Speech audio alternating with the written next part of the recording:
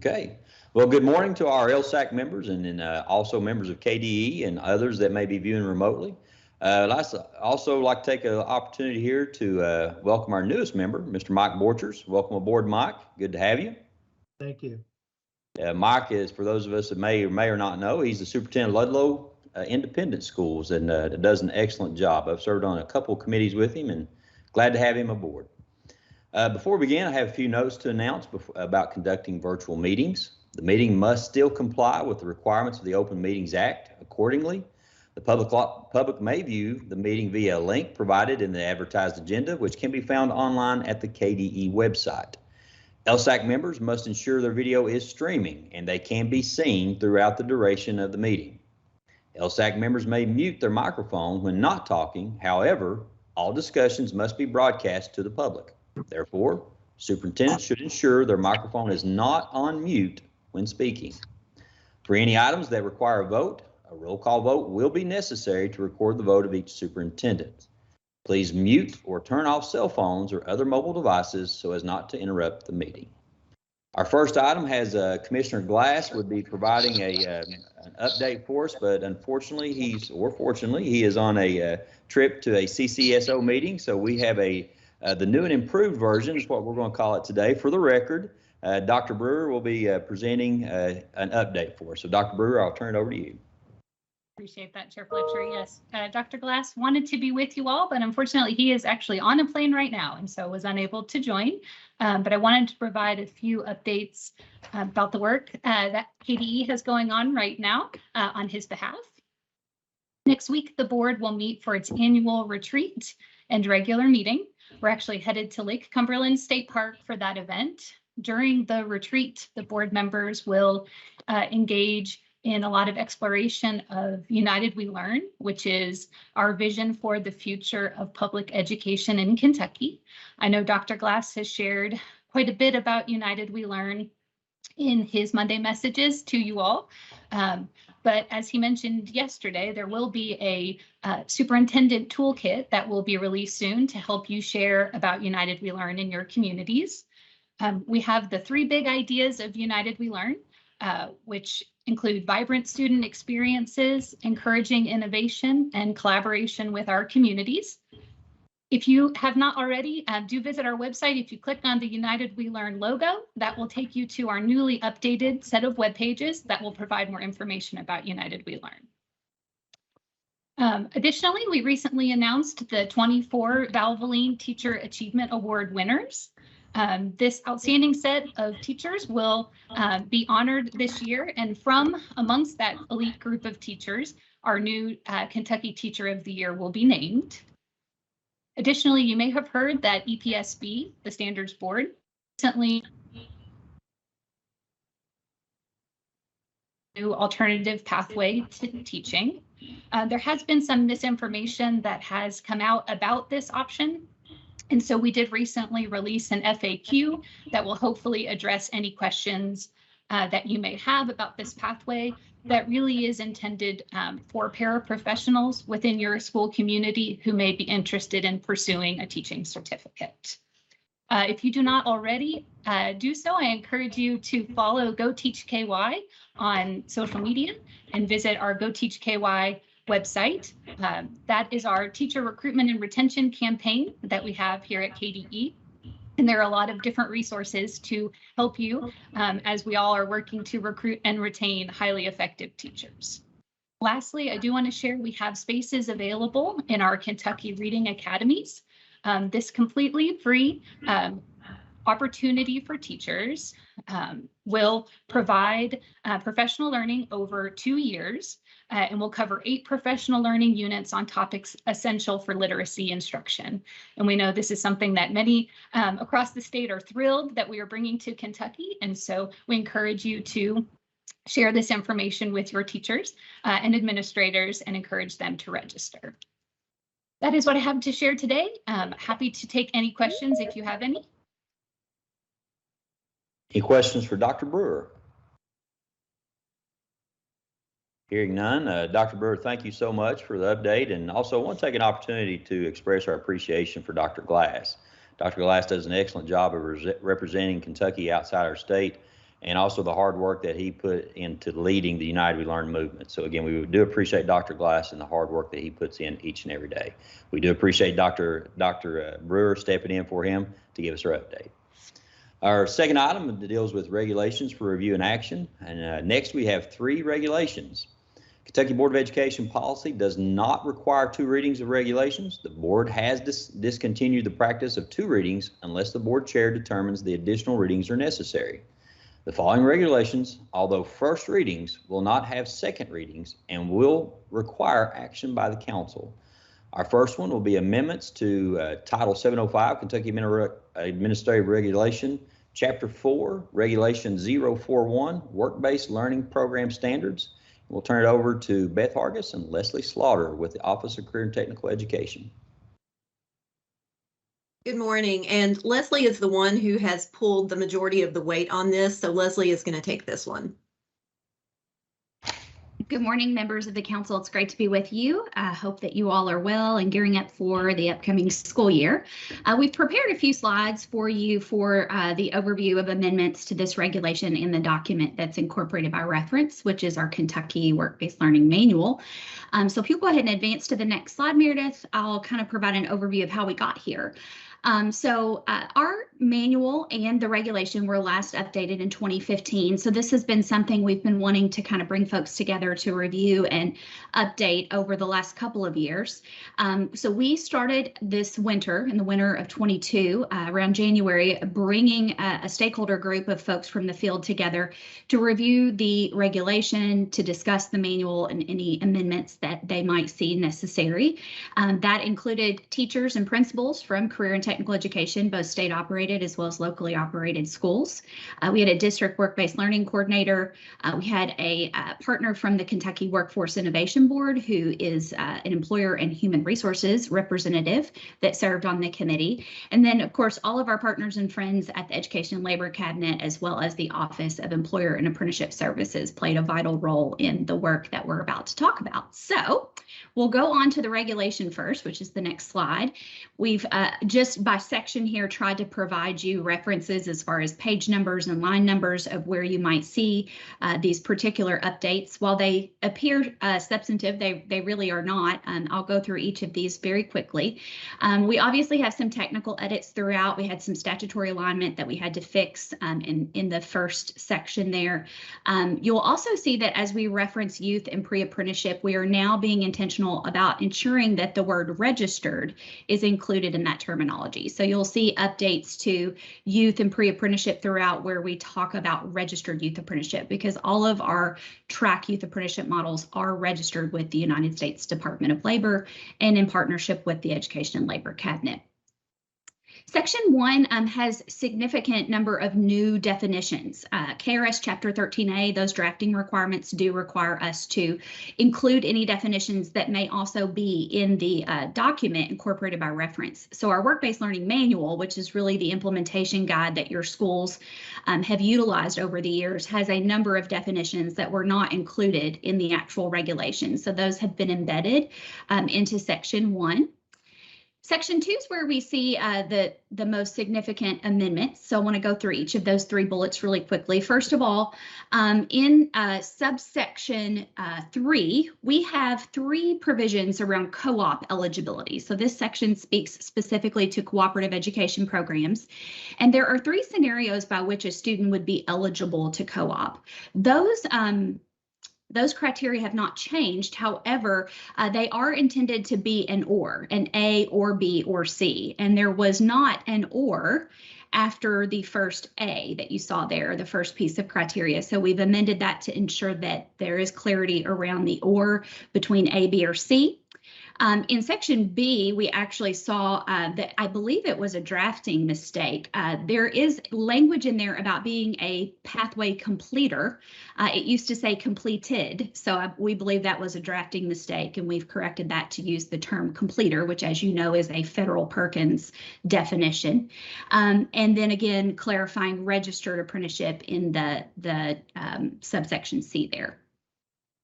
If we move on down to the second bullet, Thank you. Requirements for the plan agreement on page 4, lines 18 through 21. This is the training agreement that gets signed by the student, the parent, the school, and the employer when a student is placed for a paid work-based learning experience. This training agreement has not changed, but we've provided clarity that the parent signature is only required if the student is a minor. And we've added a statement about who is actually responsible for monitoring and evaluating that work-based learning plan agreement. That is an area where we receive frequent questions. And so there is clarity now within the reg to explain that that is the program area teacher that is supervising that co-op, that is responsible for evaluating and monitoring the learning objectives associated with that particular plan agreement. And then the last bullet is what I'm most excited about and where our committee had a lot of passionate discussion, which is around more flexibility for who can actually go out and conduct the on-site supervisory role. So historically speaking, that used to be just the CTE program area teacher, and over time has become incredibly hard to free up additional planning periods and things like that for those teachers to be able to go out and conduct those roles and responsibilities in the field with employer partners. So we have provided greater flexibility to say that that does not have to be a certified teacher anymore. That can be a classified employee that can do the work site check-ins and, you know, check on payroll kinds of things and more administrative clerical types of things. And we feel that that is a great addition to the regulation because many of you within your districts have hired work-based learning coordinators. Some of those are industry partners and folks from the field who are not certified in the eyes of EPSB, but can perform those roles and responsibilities very successfully. So we feel like that the flexibility there is a great thing for schools and districts in terms of who can wear that hat, so to say. All right, moving on to the next slide. There is a new section 4 that we've created to pull down some of the provisions that you previously saw in the co-op chapter. There were 2 provisions there just around ensuring that work-based learning is a component of the school's program of study and that it's advertised as part of their scheduling resources, and also ensuring that any approved work-based learning activity that your students may engage in are approved to be aligned to attendance policies pursuant to our pupil attendance regulations. So again, those provisions historically only lived in the co-op section, but we feel like as more and more of the other types of work-based learning continue to grow, that those provisions really needed to be more applicable to all types of work-based learning. And then in section 5, we've updated the document incorporated by reference, which we're going to talk about in a moment, which is our Kentucky Work-Based Learning Manual. And of course, our agency information was outdated as well. So we updated that in the last section 5 there. So I'll move forward and talk about the actual next slide, which is the new manual. We have a beautiful new cover page that we collaborated with our KDE comms team on. We have a new title for chapter 1. Again, we had some great discussion with our committee on this, but the previous title for chapter 1 was legal issues. This is really the first chapter you read about all the things that you can and can't do when implementing work-based learning programs. And we got some feedback that maybe that was a little harsh of a title and folks didn't enjoy starting out their reading of the manual in that way. So we've now entitled chapter 1 Legal Topics and Responsibilities. Nothing has changed much in that chapter, but again, maybe a more palatable title for that chapter. And then we have removed or are proposing to remove all of the sample forms and resources that existed throughout that manual. Those are readily available and are used by your schools a lot as plug and play types of documentation forms, but we felt like that because they are samples and many of you have created your own or in some ways put your own district flair on those forms, they really just needed to be removed and live on our website. So we're creating a new work-based learning resource page where those forms will live, and we can update those a little bit more easily as the need arises. And then also we have taken a lot of those forms and created them in fillable format so that they're a little easier, again, for your folks to pull and plug. So by doing that, we've taken the manual from an almost 200-page document to an 88-page document, which is a little bit easier reading, I think, for your folks. And then throughout all chapters, you'll see a lot of clarifying and technical amendments. Style guides have changed slightly, so we see a lot of just cleanup there. And then our friends from child labor have ensured that there's some clarity around Chapter 1. Again, nothing changing in those regulations, but providing some clarity to some of those areas where we receive frequently asked questions. And our track chapter, which is the final chapter around youth apprenticeship, also has some clarifying amendments just to ensure implementation is successful. So in a nutshell, those are the 4 main categories of changes to the manual. So we would entertain any questions that you guys may have about the reg or the manual.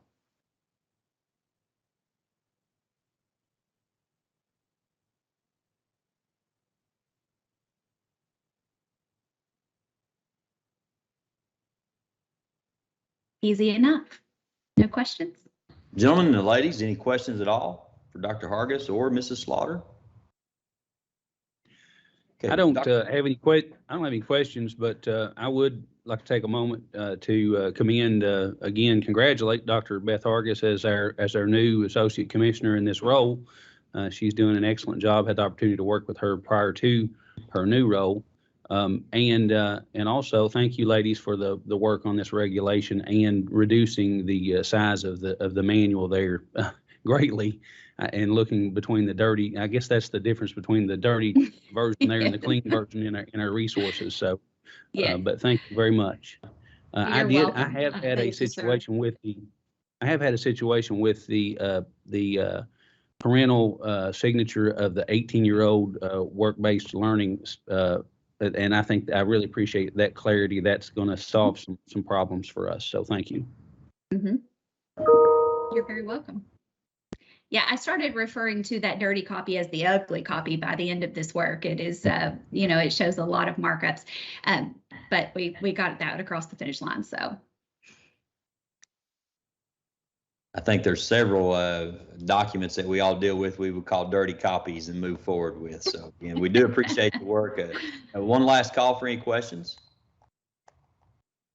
If not, do I have a motion to approve 705 KAR 4041, the work-based learning program standards? This is Harry Burchett in Harrison County, and I'll make that motion. I have a motion from Harry Burchett. I have a second. This is Dave Cox. I'm the second. David Cox with a second. Do we have any discussion? Hearing no discussion at this time, we will have a roll call vote. Dr. Brewer, if you'll do that for us, please. Kirk Biggerstaff, Kirk Biggerstaff, yes. Mike Borchers, Mike Borchers, yes. Harry Burchett, Harry Burchett, yes. Tom Cochran, Tom Cochran, yes. David Cox, David Cox, yes. Robbie Fletcher, Robbie Fletcher, yes. Will Hodges, Will Hodges, yes. Sheila Mitchell, Sheila Mitchell, yes. David Raleigh, David Raleigh, yes. Kelly Ransdell. Kelly Ransdell, yes. Okay, Chair, all members present have voted. Okay, thank you, Dr. Brewer. With that being said, that's been adopted. Been approved. And we'll move on to Title 704, Kentucky Administrative Regulation, Chapter 3, Regulation 535 for full-time enrolled online virtual and remote learning programs. And that'll be with David Couch, Marty Park, Robin Kinney, and Thomas Woods Tucker and Mickey Ray. Thanks. I'll kick it off. This is a team effort across multiple departments and offices within Katie, the agency, and we work together. That's why we're represented here. And I always tell folks this too, is the best practices for remote and virtual learning, just like when districts were doing one-to-one before the pandemic, you have to have a good educational plan for the non-paper world before you lay technology on top of it. And technology can be an education multiplier, but you have to always have a good strategy for how you would handle anything without technology and then lay technology on it. The same is true for remote and remote learning, and we've added the virtual piece to it.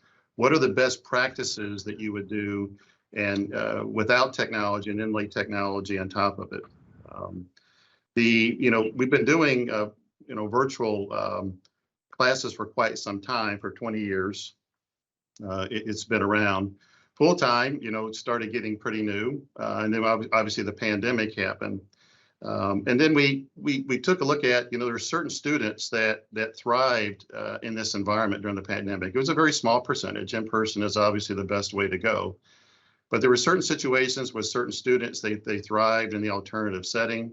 Also, we take a look for the future of students in a medical situation being homebound for a period of time.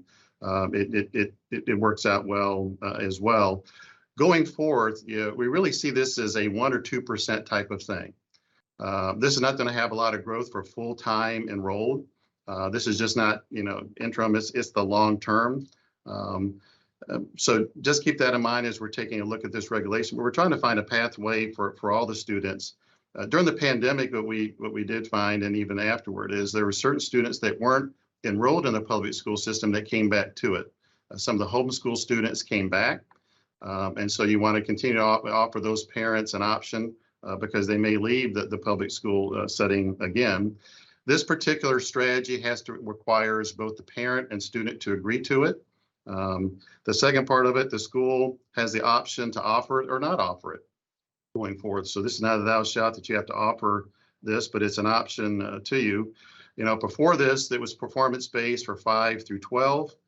This adds K through 4 to it, to that option. And my daughter, a longtime kindergarten teacher, would tell you they like in person, but there are extremely rare situations with younger students to where this works out best from the parent perspective and the student perspective as well. So that's a broad overview. We've given you a lot of information. I'm going to turn it over to Marty Park, who's also on our Office of Education Technology staff as our Chief Digital Officer for Kentucky K-12. So Marty. Yeah, thank you, David. Interestingly enough, and it's great to be here with you all today. This conversation actually started with LSAC members a couple years ago, and the roots of this new regulation are the pupil attendance waiver that that temporary design that we've had in place for the previous school year and the 22-23 school year, this current school year that we're going into. And at that time, when we designed and launched that pupil attendance waiver for your full-time enrolled online virtual and remote students, and again, we'll emphasize full-time enrolled. This is not targeting supplemental course pickups. School districts are free to design those experiences as desired.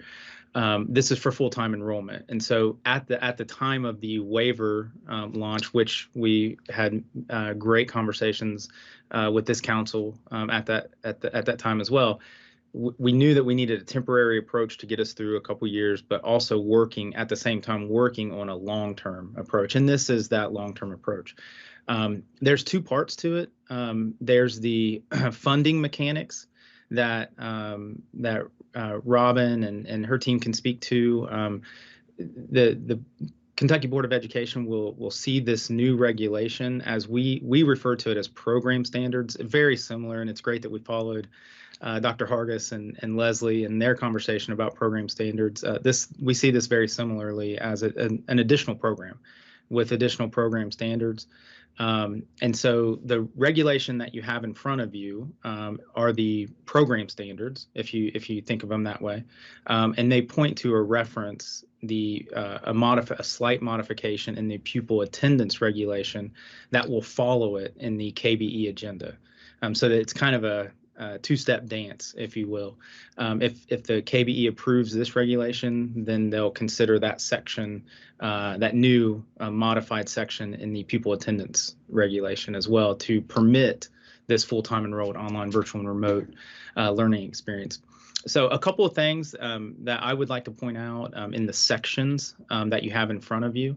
Number one, the first section obviously is always our definition section. There are we point to definitions that are referenced in other regulatory language, but we have a new definition for full-time enrolled online virtual and remote learning programs. This is, and I love to clarify that this is not the emergency remote learning design that we all worked through and experienced through the pandemic. This is well-defined, intentional design for a full-time experience for your students, if you so choose to implement and design on. And so that a full-time enrolled online virtual and remote learning program is defined as a public school district program that enrolls K through 12 students on a full-time basis, where teachers and students are not in the same physical location, and all or most of the instruction is provided online through a combination of synchronous and asynchronous strategies.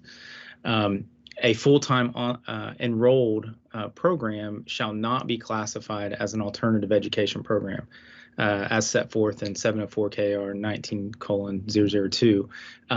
It's important to call that out because feedback that we've received from superintendents over the last couple of years, that these programs do not need to be designed as alternative programs, and so that's important to call out.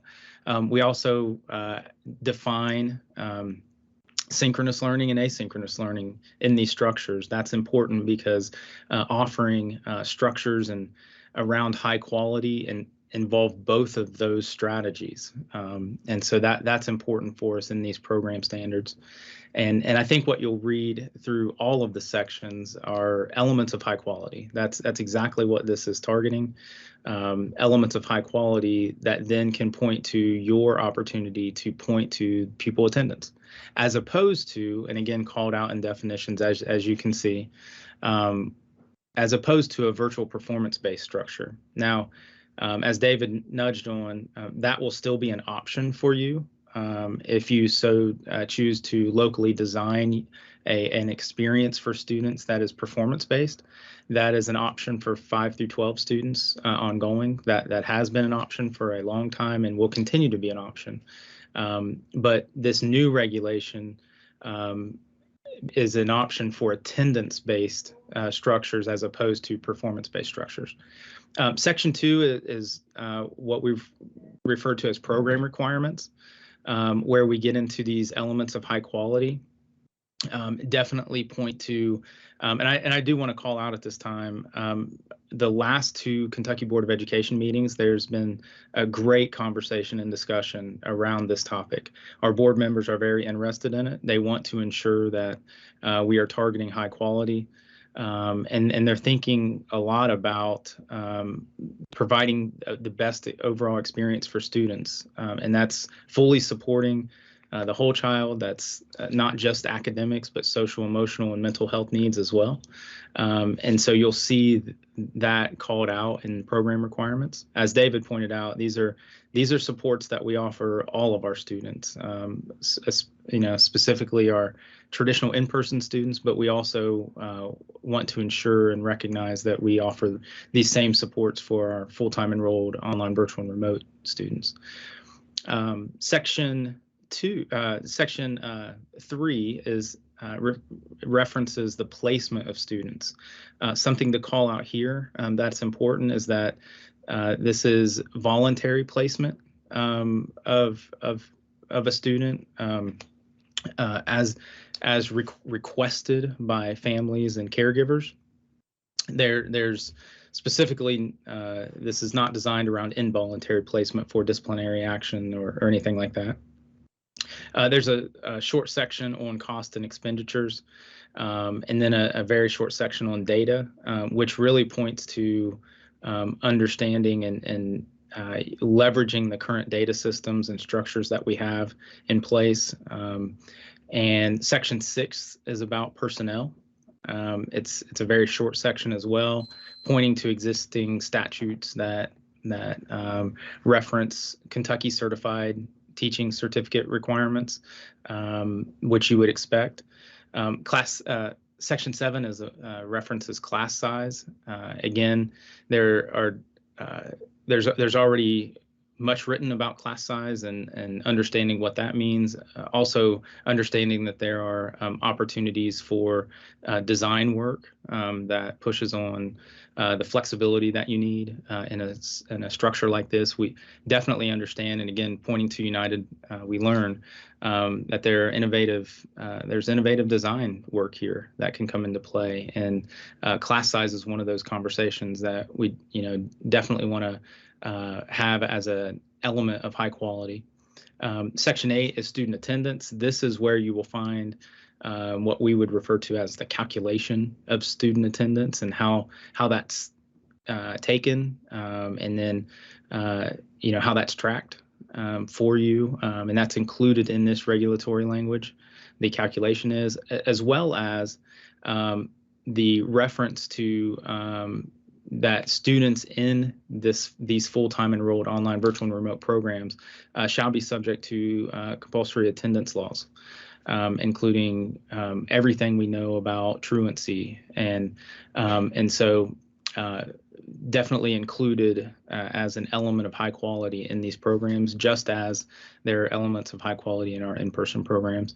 And then finally, Section 9 is about curriculum, content, and instruction, which is all of the sections are super important, but Section 9, any content or curriculum that is selected, ensuring that it is fully aligned to Kentucky academic standards is extremely important, as well as professional development needs that are required to make sure that these are high quality experience for kids. And so that's the new regulation that we wanted to put in front of you today for discussion and feedback. We're excited about the opportunity, as requested by superintendents, to come up with a plan, a long-term plan here, so that you have the opportunity to design as needed. So thank you so much, and would love any questions or feedback. Dr. Park, I'll start off with a question. Just for clarification for me, when we talk about attendance-based versus performance-based, okay, I know that in the elementaries, I think K through 5 it is, or K through 4, which one is it? K through 4 is. And they have to be in attendance like 3 hours apart. You have to take attendance twice. Mm-hmm. Now, so these cannot be performance-based for K through 4, correct? That is correct. Are we still allowed to have performance-based 5 through 12? Absolutely. That is 100% still an option for you. And in fact, I love your question, because in looking at all of the current programs that our school districts have designed, they're all unique and all different based on local need, which is awesome, and it fits really tightly into United We Learn. Having that design opportunity for what you need locally, we see districts who are using the current waiver structure, which is the roots of this new regulation, for K through 12, and they've kind of put aside performance-based structures. And then we see districts right now today who are designing K through 4, leveraging the attendance structure, the seat time approach, as you mentioned, and their 5 through 12 students are performance-based still. They like that structure. They like that flexibility. We just understand, and the feedback from superintendents all along has been awesome, in that, sometimes when we design strictly on performance-based, that it's a disincentive when we think about the funding mechanics that are tied to it. So the pass-fail approach. And so understanding that if you lose, if you've worked with a student all year long and they leave the last 3 weeks of school and move out of state, then you've lost that funding because they are non-completer of those courses. And understand that that's a tough design for some folks. So in a nutshell, the only area that you are not allowed to have, the only thing that you're not allowed is to have a performance-based K through 4. That's correct. All options are available otherwise. That's right. All right, thanks, sir. Yep. Any other questions from other members, please? Could a student in theory have a hybrid of both? Could they be performance-based, like in a high school setting for 4 periods a day, and then have the full-time setting for the other 2 classes and have an instructor teach those? So that's an awesome question as well. Currently today, because of So what we are planning right now, as assuming or working towards the approval of this regulation, then we will also have a program guide that you will be able to reference on the design, how your programs need to be structured. And so, I don't think I can give you an awesome answer today on that as we work through the next year that it's going to take. Because again, this would take in effect in the 23-24 school year. And so I think those are things that we can work towards today. When a student is enrolled full-time in leveraging the waiver, they are in that program and they are full-time attendance. And I think that's really the only way to ensure that your SEEK funding and SEEK formula is effective. I don't want to speak for Robin on that, but that's great feedback or great question. Is that something that you would want to design on, or you're just curious about the flexibility? Just curious about the flexibility. I know some classes using Spanish or foreign language, or even maybe a science class, we'd have a hard time getting an instructor. But if we had a pod of kids in English or a math class that we have an instructor for, sometimes keeping that personal connection versus being performance based their whole day would be an option we would maybe think out down the road. Obviously, I think like you're saying, to start off, I agree, but that would be maybe a goal down the road, because I do think that personal connection on an hour, a couple hours a day would be a really nice thing as well. Because we do have some kids that want to do the remote learning. Mm-hmm. And so another reason why that's a great question.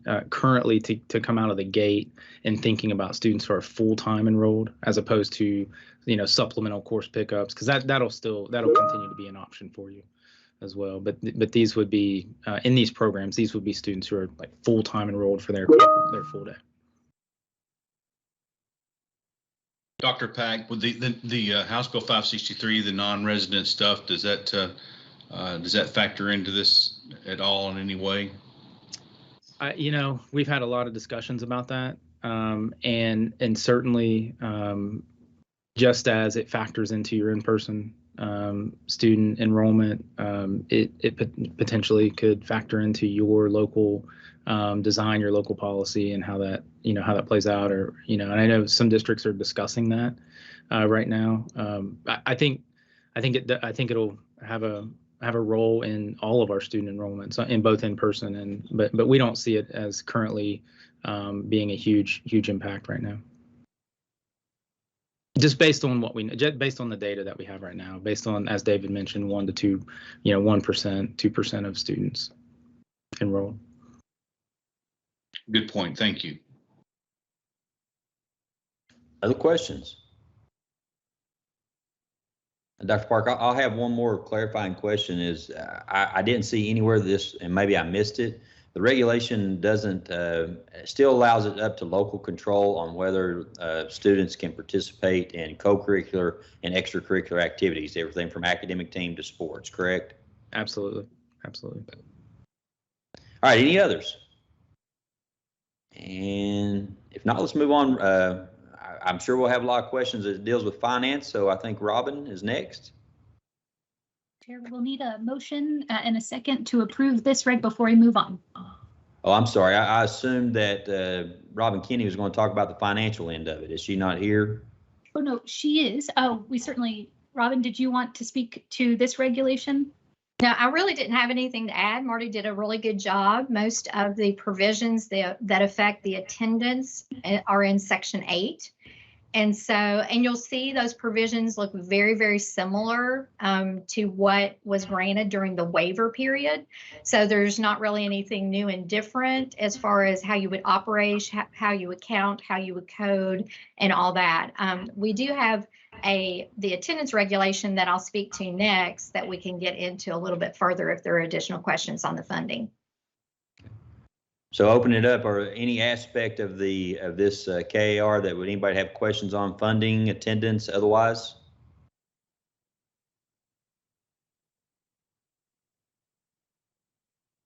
Okay, hearing none, we'll move on to a motion and a roll call vote. Do I have a motion to approve 704 KAR 3 535 full-time enrolled online virtual and remote learning programs? Mike Borchers, I'll make a motion. Motion by Mike Borchers. Do I have a second? David Raleigh, LaRue County. I'll make a second, please. Second by David Riley. Any discussion? Hearing none, we'll have a roll call vote. Dr. Brewer, if you would, please.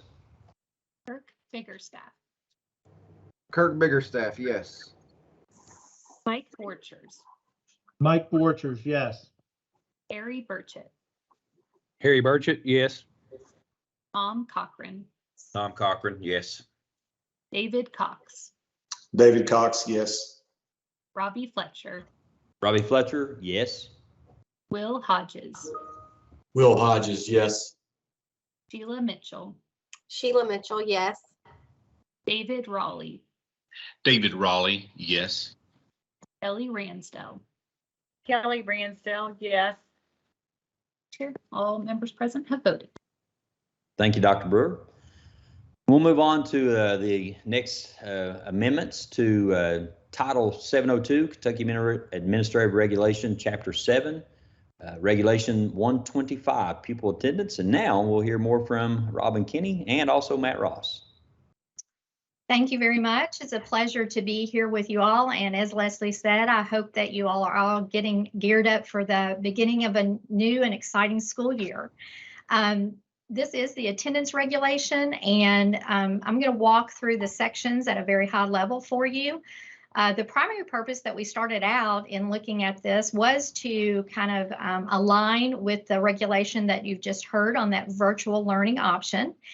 And so, but as we went into it, there's some things that have happened in the General Assembly session that provide us an opportunity to also do some additional cleanup on this regulation as it affects attendance for our school districts. So if we start in section 1, and I'm going to just kind of flip through a few pages for you on page 3. There, you'll see just a minor correction to a statutory reference. The numbering has changed as it affects home and hospital. There's no changes at all, just aligning that statutory reference so that it aligns with the new statutory numbers. So that's all that is. And then if we look on page 4, you'll see at the very top of the page the allowance that we have provided for that virtual and remote learning opportunity. Again, it is voluntary, as Dr. Park has referenced, but that's where it plugs into the attendance reg for your funding. So this is just to align that so you can get your funding for any of those students that participate in that manner. It also allowed us an opportunity to delete, also at the top of page 4, our references for school year 21-22 about quarantine students. Obviously, that school year has passed and we've moved on, and so we have deleted that. We heard from some school districts as well as our program offices about this, about students being counted as tardy when a school district bus or vehicle for kind of unforeseen circumstances arrived late. And so we're trying to allow that those students are not counted tardy. It's nothing that the student has done and really beyond their control. So we've added a provision, not for parent transport or anything like that, or student transport of themselves, but if it's a district vehicle or bus, then they will not be counted. They will not be counted as tardy. The next section, and I'll just keep going unless someone has questions. Of course, you can interrupt me at any time with questions, or I'll be happy to take questions at the end. The next section is section 8, and this starts on page 8. This relates to some changes that we needed to make for House Bill 563, which is that non-resident student provisions that have come forth. Of course, we all recall that the way that used to work, where there were 2 agreements or between districts or more than that between districts, which sort of set the standards and parameters of the non-resident transfers. Now, each district by July 1st was required to adopt that non-resident policy. And so what we've done here is we've included a couple of things in the regulation that we would like to still occur, which is to make sure that non-resident, those receiving districts are notifying the resident district by November 1st of each year of the students that are coming to your district. Our DPPs were interested in having this happen, as well as staff here at KDE. And then we've also included that we'd like you to break out the names of those students that are students of your employees, your district employees. District employee students have always been permitted to come, and so we'd like you to do that as well by November 1st. Otherwise, in this section, you'll see a lot of strike-throughs. And this goes from really page 8 on through page 11. You'll see lots of strike-throughs. And all that is related to sort of that, the procedures and appeal process that were required when we had agreements between districts. Now that is now operating under a policy of your district, and so we don't need all those processes and procedures aligned to that. And then finally, in section 11, we've included some enrollment and withdrawal codes that were necessary due to charter schools. So you'll see some of those charter schools, the language that was adopted by the General Assembly. We now have funding, a funding mechanism that is going to be coming forth on charter schools. And so you'll see that we needed, since the attendance reg was open, it afforded us an opportunity to also just go ahead and add those charter school codes for withdrawal and enrollment. So that's a very high level of the attendance regulation and some of the proposed changes that we are recommending, but I'm happy to answer any questions that you may have at this time. Okay, any questions?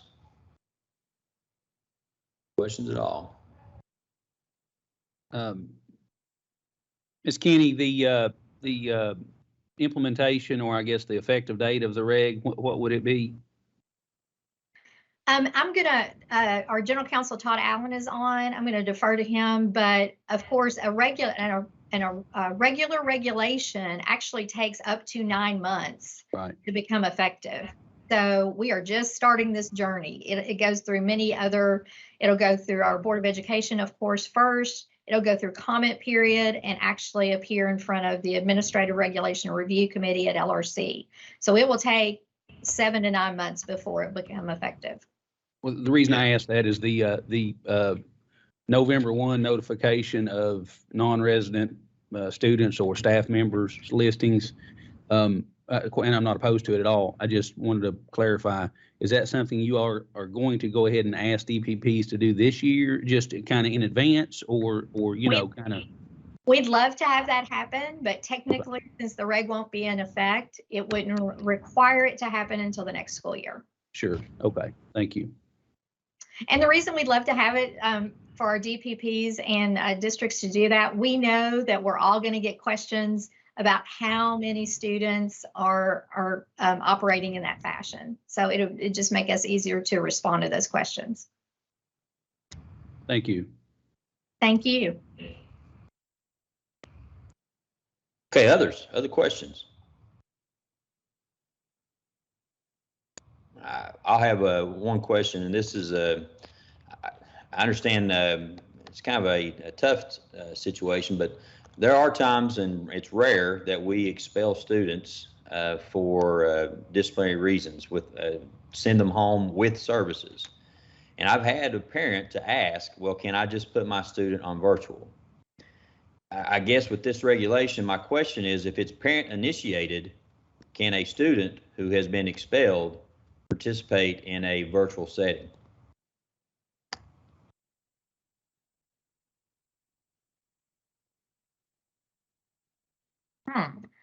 You know, go ahead, Matt. I was gonna say, I think that would be a question for Todd, because, you know, a child that's been expelled is subject to some due process and some determination. So I think that might be a question for Todd Allen.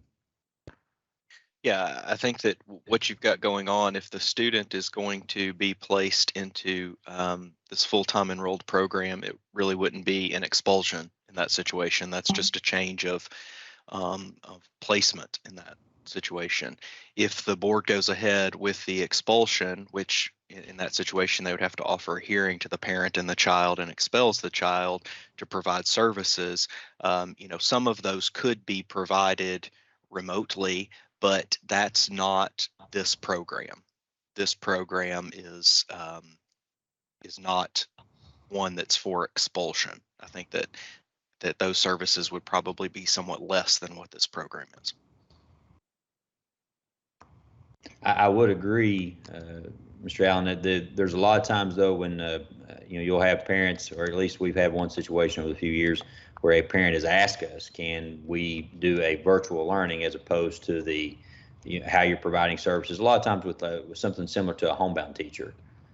So that's something that I know that's a lot of gray area, and I would not be trying to sell a teacher, a person, say, okay, you're going to be expelled, you're here. But we have had people to ask us that.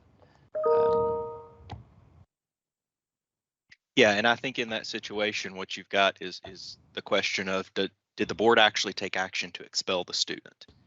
If they have not, then they can be placed in this type of program with parental consent, just as any other student would be. But once the board actually takes that action to expel the student, then this program and this regulation is not going to apply to that situation.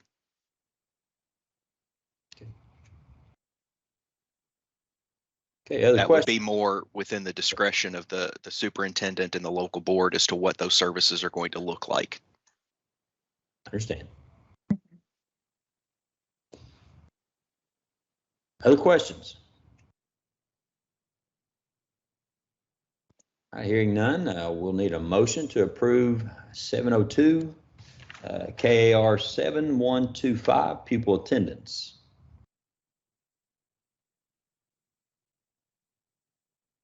This is Harry Burchett, Harrison County. I'll make that motion. I have a motion by Harry Burchett. Do we have a second? It's Tom Cochran, Johnson County. I'll make that second. A second by Tom Cochran. Any discussion? Dr. Fletcher, I did have one quick question. And again, I apologize for being a bit tardy here. Back to your question, I think it's a very good one as far as the expulsion is concerned. And I've always wondered this, we have not had to go through that here in Corbin since I've been here for the past 5 or 6 years. But if a student is expelled, what is the, and this is probably a question for Todd as well, but if a student is expelled and the board goes through that entire process, is that a lifetime expulsion? Is it for that particular school year? Is it until the board decides to do differently?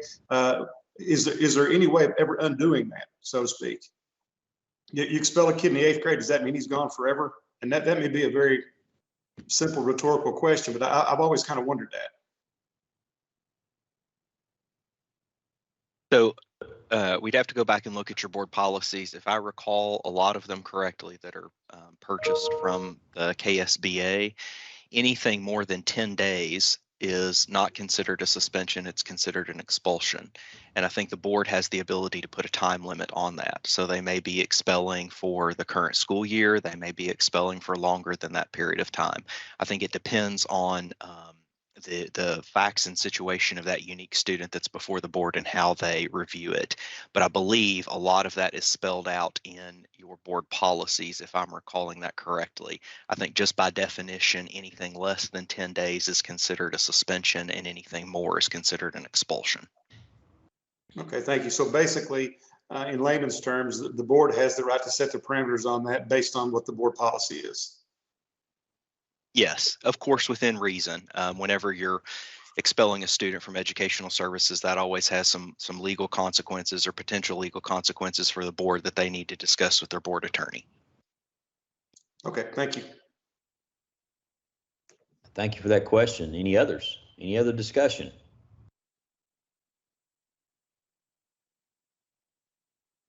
Hearing none, at this time we'll need a roll call vote. Dr. Brewer, if you would, please. Kirk Biggerstaff. Kirk Biggerstaff, yes. Mike Borchers. Mike Borchers, yes. Harry Burchett. Harry Burchett, yes. Tom Cochran. Tom Cochran, yes. David Cox. David Cox, yes. Robbie Fletcher. Robbie Fletcher, yes. Will Hodges. Will Hodges, yes. Sheila Mitchell. Sheila Mitchell, yes. David Raleigh, David Raleigh, yes. Kelly Ransdell. Kelly Ransdell, yes. Chair, all members have voted. Okay, thank you, Dr. Brewer. Well, we'll move on now. We do have two policies for our review and action. First of all, Dr. Hargis will be talking to us about annual amendments to the Kentucky Tech policies and procedures. So if you would, Dr. Hargis. Yes, sir. As Todd referenced, the Kentucky School Board Association maintains our Kentucky Tech policies and procedures and then provides legislative updates and suggestions for us. So we actually have three policies for which we are proposing revisions. The first is policy 0231, school resource officers. And I think you all are familiar with these, obviously, but this adds the definition of law enforcement officer as a police officer appointed as an SRO, and an assignment section stating that the ATC shall cooperate with the local Board of Education on the assignment for the SRO. And then it also updates the statutes. Going back up here, it does say if funding is not available, the district may request a waiver until such time the funds, do become available. So if it's okay, we can go, you're free to ask questions now, or we can wait until we go over the other two. I believe if it's okay, Dr. Hargis, let's go over the other two, then we'll have Okay. questions at the end, please. All right, great. All right, the second one is policy 0314, health and safety. And the revisions to this policy outlines the new Osha reporting requirements and complies with the new regulation. This one's fairly simple. Change the asbestos training requirement from within 60 days to 30 days of employment. And so these are somewhat expected. There shouldn't be any surprises there. The final policy is 0912, admissions and attendance. And this is a revision to address how local districts would request enrollment at an ATC. Presently, our policy doesn't address how an ATC would pick up any new feeders, and recently we've had some local districts that have wanted to attend an ATC. So it provides procedures for the enrollment process, and it's pretty self-explanatory. And it says that if a high school is not currently a feeder, that they may request enrollment to in programs not currently accessible by that respective high school. And if the requested programs are at full capacity, the ATC will accommodate the request as they can. And this may include a phased-in approach over time in order to reach the high school's determined quota. And of course, we do have policy and procedure regarding our quotas and how those are handed out. And again, part of our ATCs only have one feeder. Some of them have multiple. In the case where they have multiple feeders, we look at the total enrollment of each of those feeder districts and then figure out the number of spots that we have that we can safely take within that program area and divvy it out on a percentage.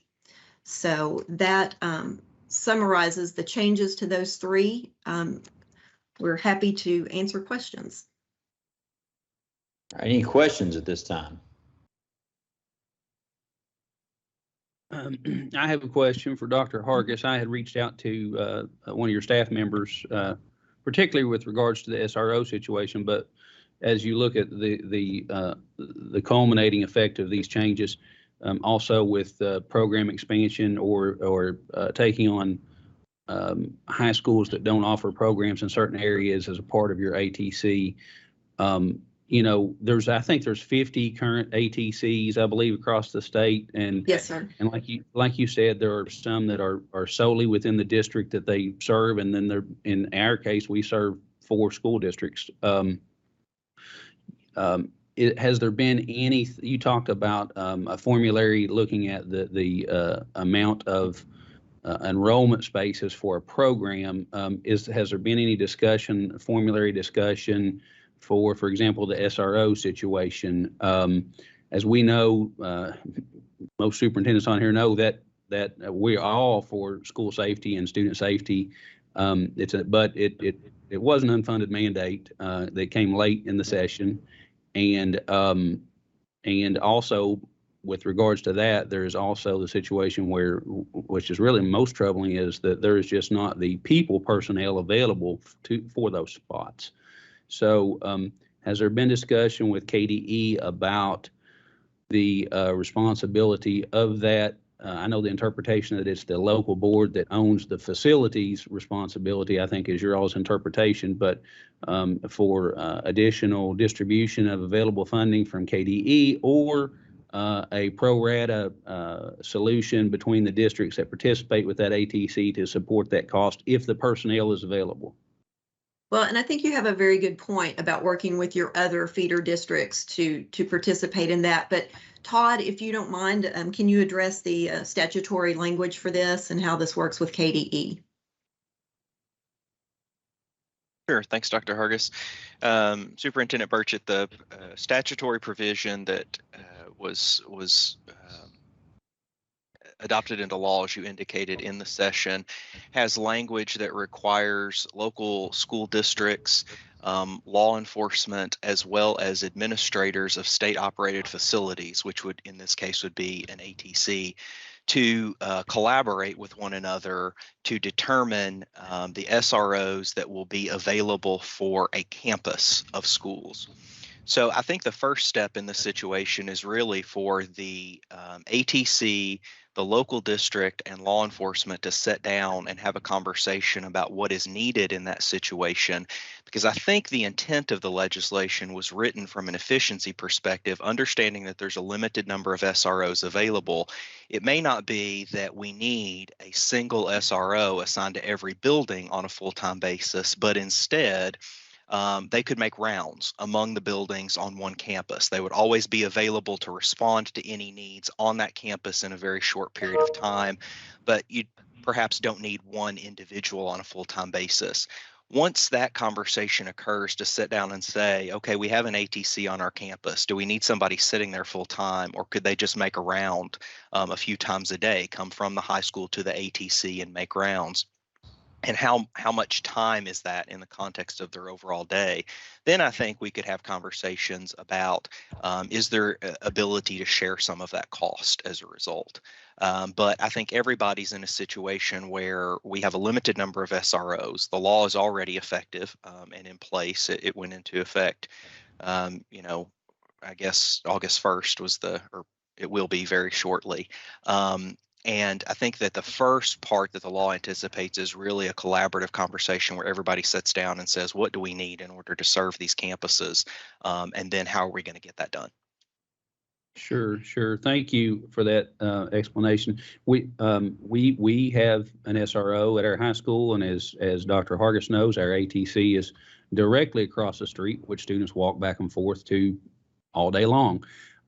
We do believe it's on us really the same campus model that's also shared with Maysville Community and Technical College, as well as our high school. But I think that when you get into the definitions of what is a campus, I think that, if the state security school marshal's office defines that from a legal aspect, then that changes our implementation model. And so I think there needs to be a lot of collaboration between KDE, the state security marshal's office, and the Center for School Safety about campus and about what, that doesn't always look the same just by nature of whether a road goes between two buildings or not, or that kind of thing. There's a whole lot more to it. And I just think that we need to have a lot more discussion about that. Everybody is for school safety as much as possible, and I'd put our school safety operations and plans up against anybody's. But we all dread the day that something might happen in our own community. So, thank you for that explanation. Dr. Burchett, if I could jump in for just a minute. This is Robin again. I think you're absolutely right on the close collaboration that needs to happen between school facilities with the state school safety marshal and also with the Center for School Safety. The department spent some time this last Friday talking about the very questions you're asking with those groups, along with representatives from Kentucky Emergency Management. And so we all understand that there needs to be more clarity around that. And I just want to assure you that we've started those conversations and plan on continuing those to give those more definitive responses around campuses, as you suggest. Thank you. Thank you, Ms. Kenny. You're welcome. Okay, other questions?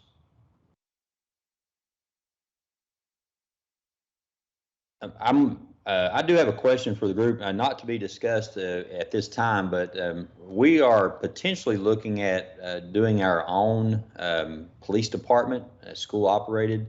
I'm going to put my cell phone number on here. And again, this is outside of our scope of work here, but if any of you have your own police department and you're operating that, if you wouldn't mind to give me a call later on so I can discuss maybe to help out Lawrence County. So again, that's out of the scope of what we're doing here.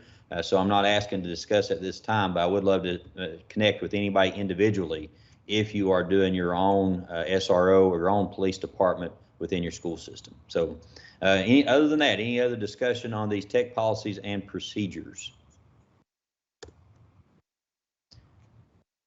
Hearing none, do we have a motion to approve the annual amendments to the Kentucky tech policies and procedures? Dr. Fletcher, I'll make that motion. This is Dave Cox, Corbin. David Cox with the motion. Do we have a second? Kirk Biggerstaff, I'll second that. Second by Kirk Biggerstaff. Any discussion, any further discussion? Hearing none, we'll have a roll call vote. Dr. Brewer, please. Kirk Biggerstaff. Kirk Biggerstaff, yes. Mike Borchers. Mike Borchers, yes. Harry Burchett. Harry Burchett, yes. Tom Cochran. Tom Cochran, yes. David Cox. David Cox, yes. Robbie Fletcher. Robbie Fletcher, yes. Will Hodges. Will Hodges, yes. Sheila Mitchell. Sheila Mitchell, yes. David Raleigh. David Raleigh, yes. Kelly Ransdell. Kelly Ransdell, yes. Chair. All members present have voted. All right. Thank you, Dr. Brewer.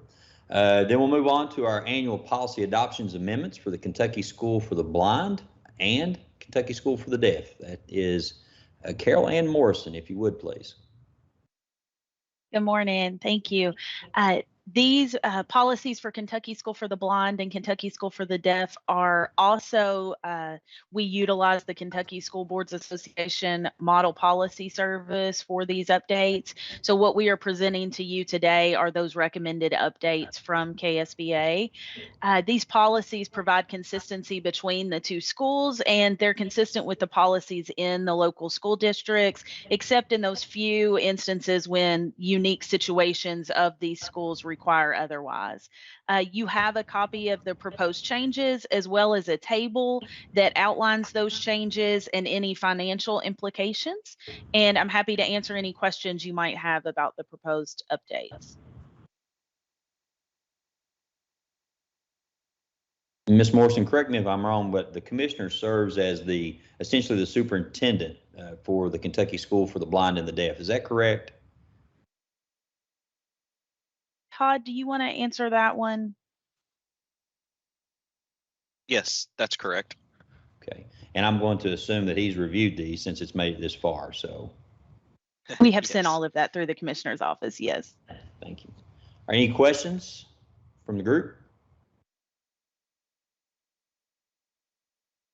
If not, do I have a motion to approve the annual policy adoptions and amendments for the Kentucky School for the Blind and the Kentucky School for the Deaf?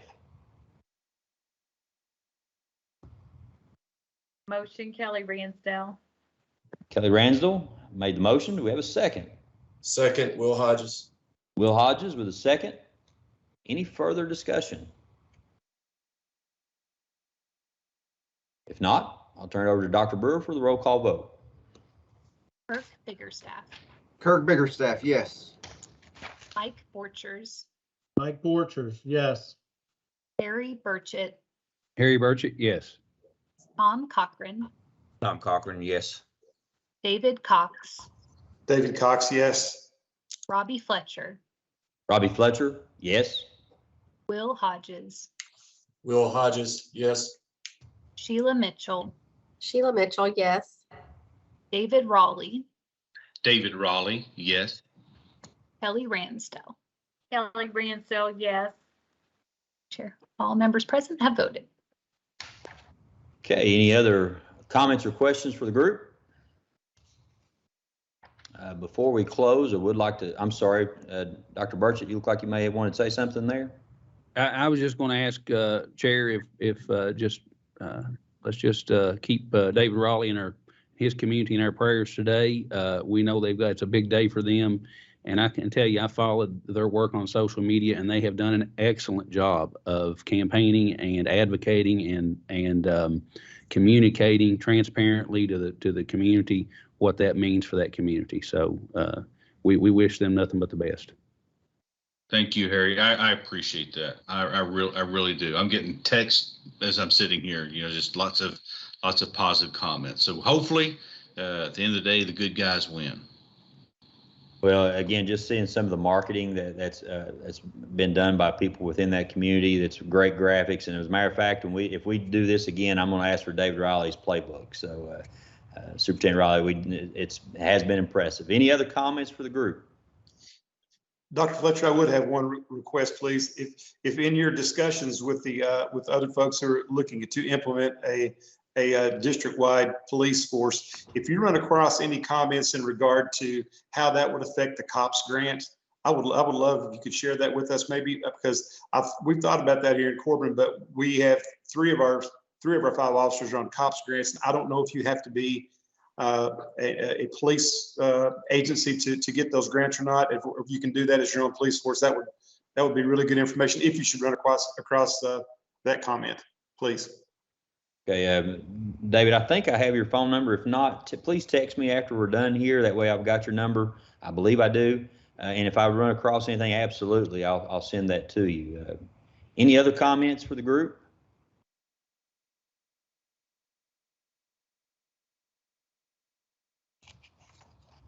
If not, I have a motion to adjourn. Motion to adjourn. Motion, Mr. Burchett, second. Second, Mike Borchers. Second, Mike Borchers.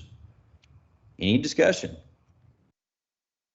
If not, we are adjourned, and I'd like to thank everybody for another great meeting, and thank you for everyone for welcoming me as the new chair, and also David as the vice chair. We really appreciate that, and we do wish Dr. Bobrowski the best of luck in retirement. I'm sure he's working on his next job already. So again, thank you to each of you, and we'll look forward to our next meeting.